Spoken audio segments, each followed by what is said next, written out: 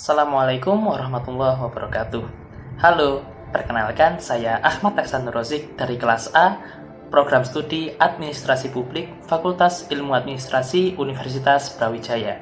Di sini saya akan menjelaskan proses perencanaan yang saya buat untuk lolos pada SNMPTN 2021 dengan menggunakan elemen 5W1H dan metode SMART dalam rangka memenuhi tugas mata kuliah Asas-Asas Manajemen dengan dosen pengampu Ibu Martina Purwaningdia, SAP, MAP.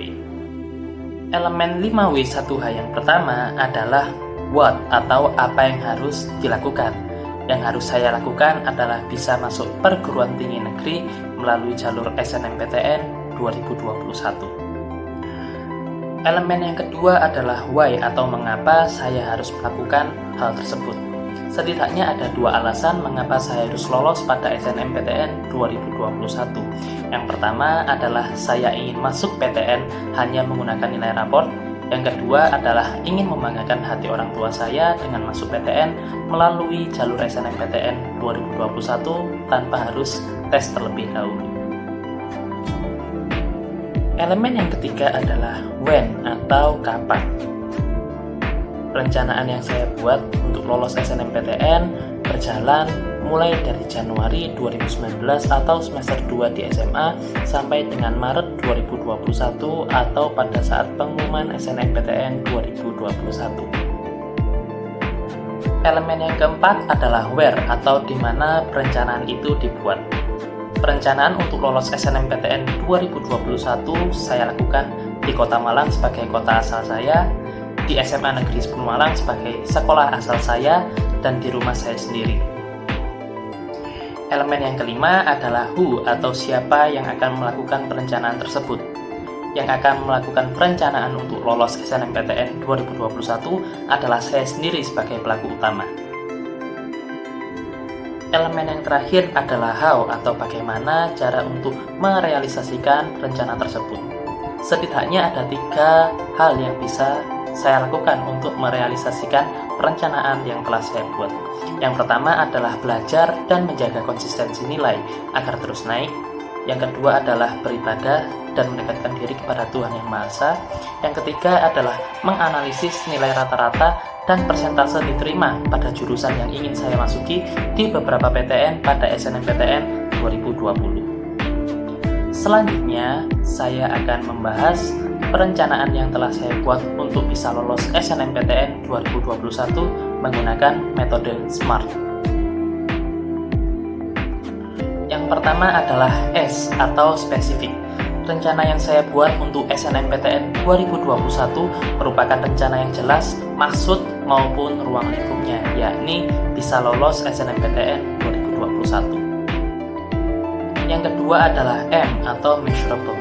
Perencanaan yang saya buat merupakan rencana yang bisa diukur tingkat keberhasilannya.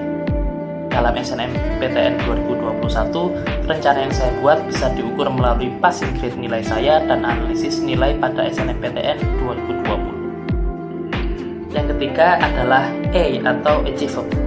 Lolos SNMPTN 2021 merupakan rencana yang bisa saya capai dan bukan hanya mimpi atau angan-angan saya.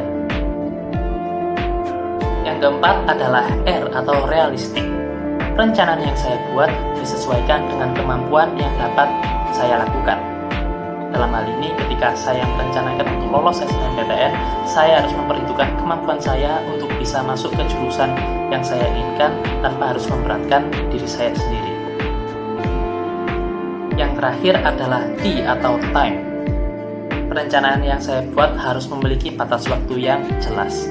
Dalam hal ini, ketika saya merencanakan untuk bisa lolos SNMPTN 2021, saya telah merencanakan waktu untuk melaksanakan rencana yang telah saya buat, yakni mulai dari Januari 2019 sampai Maret 2021 atau pada pengumuman SNMPTN 2021. Perencanaan yang saya buat ternyata berhasil dan lancar untuk saya terapkan, sehingga target saya untuk lolos SNMPTN 2021 bisa saya realisasikan, sehingga saya bisa diterima di program studi Administrasi Publik Fakultas Ilmu Administrasi Universitas Brawijaya.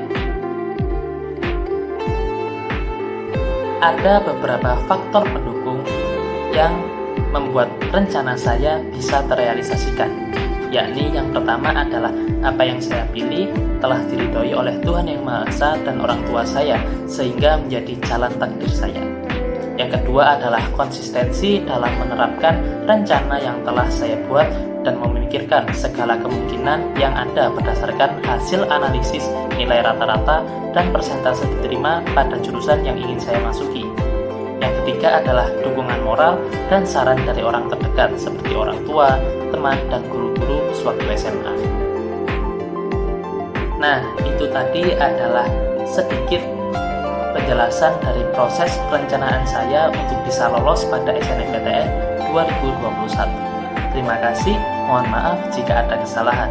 Wassalamualaikum warahmatullahi wabarakatuh.